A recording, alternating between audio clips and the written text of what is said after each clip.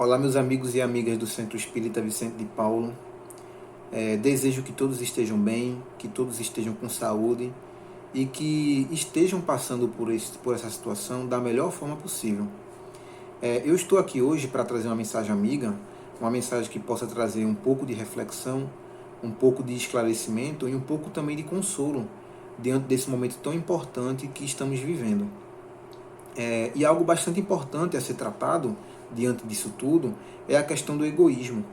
Esse que é tão bem colocado pela doutrina espírita como o pai de todos os vícios, como o causador de todos os males da humanidade. E para começar a refletir um pouco sobre esse tema, eu gostaria de trazer um exemplo que foi dado a mim por um amigo, no Vicente, que ele me disse o seguinte, que até no ato de repartir um bolo, nós podemos exercer a nossa caridade e podemos combater o nosso egoísmo.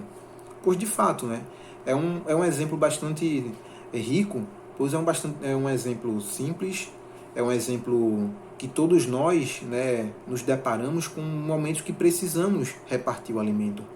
E quando nós optamos por partilhar o alimento de forma igualitária, atendendo à necessidade de todos, nós estamos agindo com um ato de caridade.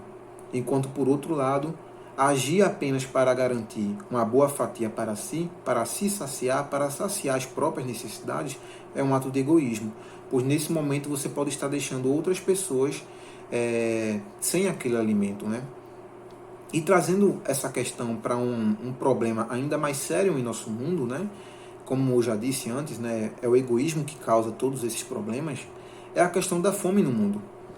Esse problema que ainda, em pleno século XXI, nós ainda temos pessoas que passam fome. Passam fome no mundo, passam fome no nosso país, até na nossa rua. Não é algo que está distante da nossa realidade.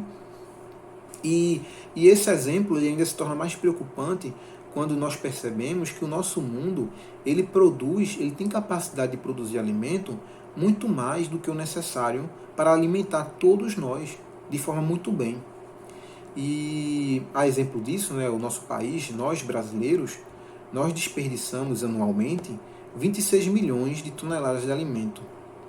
E essa quantidade daria para alimentar 35 milhões de pessoas por ano. Isso no mesmo país em que 7 milhões de pessoas, mais de 7 milhões de pessoas, não têm um alimento para comer, ou seja, 7 milhões passam fome. Enquanto outros 52 milhões vivem em alguma restrição alimentar porque não tem condições financeiras de ter uma boa alimentação. Então, esses 26 milhões de toneladas de alimentos que estão sendo desperdiçadas poderiam estar alimentando todas essas pessoas.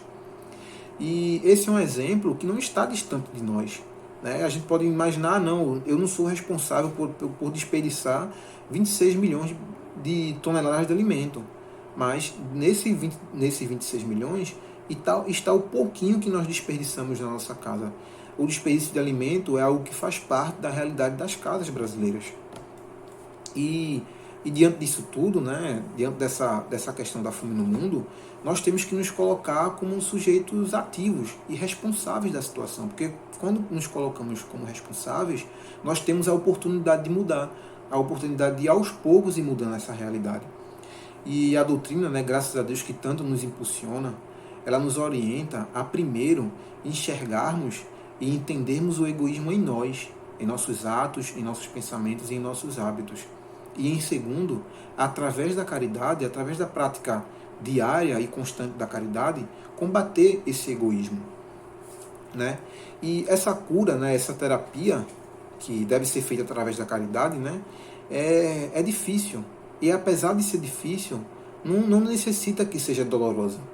Pois nós temos que também ter paciência com as nossas limitações, paciência com o nosso momento pessoal de cada um. Pois enquanto alguns podem, às vezes, ter mais facilidade em combater isso, mas outros não. Então nós temos que ter paciência. Nós temos que entender as nossas limitações para entender também o tempo necessário e o ritmo que nós precisamos para crescer. Porque o crescimento ele não é algo instantâneo, ele não é algo que se dá da noite para o dia. Toda e qualquer mudança nos nossos hábitos, ela dura muito tempo, ela precisa de muito tempo para poder ser realizada. E essa questão da caridade tem que ser um processo diário.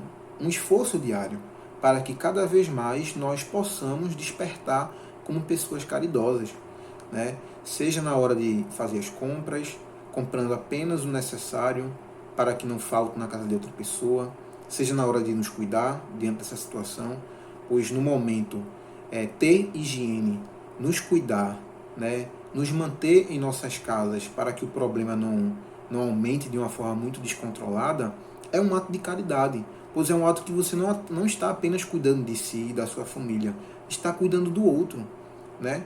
E seja também na hora de repartir um bolo. Em todos esses momentos do nosso dia a dia, nós podemos ser caridosos. E é nesse trabalho diário, e é nesse trabalho constante, que nós vamos aos poucos conseguir isso, né? E outra coisa que eu gostaria de tratar, né, sobre isso, é que eu me peguei esses dias orando, né, para que tudo volte ao normal logo, né, para que o mundo volte a ser como antes logo. Mas só que aí eu percebi que tem um erro, né, nesse tipo de pedido. Pois nós sempre falamos da construção de um mundo melhor. Nós sempre falamos dessa oportunidade de nós, enquanto humanidade, aprendermos a sermos melhores, para que o mundo seja um melhor lugar de se viver, né? E aí, nesse momento, nós temos que enxergar como oportunidade, não pedir para que o mundo volte a ser como era antes, mas enxergar como oportunidade de permitir que o mundo seja algo melhor, né? Nós sabemos que a lei do progresso nos coloca para frente, não para trás. Então, nessa situação, nós podemos, né, refletir de forma ativa, de forma responsável, porque até na hora de nos informar, envolve um processo de caridade, porque se nós nos informamos, por exemplo, através da ciência, nós estamos permitindo, nós estamos contribuindo para que o problema não aconteça de forma muito descontrolada. Por outro lado, se eu não me informo, se eu prefiro acreditar apenas na minha opinião, não dou ouvido ao que a ciência tem a nos dizer, nesse momento eu estou dando uma possibilidade de cometer uma série de erros, né? De não me cuidar, e nesse ato de não se cuidar, eu posso levar o problema até outra pessoa. Então, mais do que nunca, né, nós estamos sendo convidados a nos enxergarmos como uma coletividade, como uma família. A exemplo disso, né, nós criaturas egoístas, nós temos o nosso senso nacionalista, né, dizer, o nosso povo, o nosso país, né, a nossa bandeira, quando na verdade nós vivemos em um único mundo.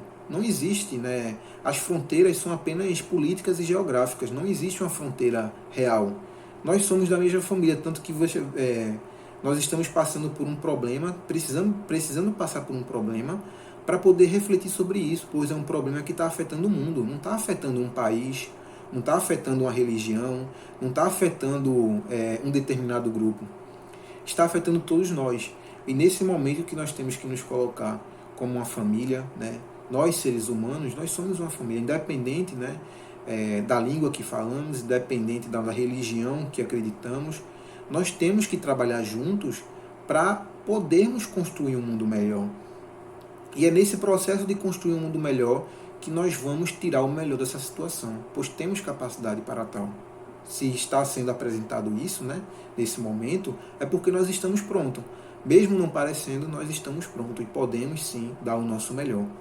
Então, meus irmãos, é através dessa mensagem que eu desejo a todos vocês paz, paciência nesse momento, que todos nós sabemos que é difícil, esse momento de distância, esse momento de isolamento social, mas é um momento necessário, é um momento importante para a nossa reflexão, né? Para o nosso crescimento como pessoas e como grupo, né? Como sociedade. Então, eu deixo essa mensagem para vocês, desejando muita paz e que assim seja.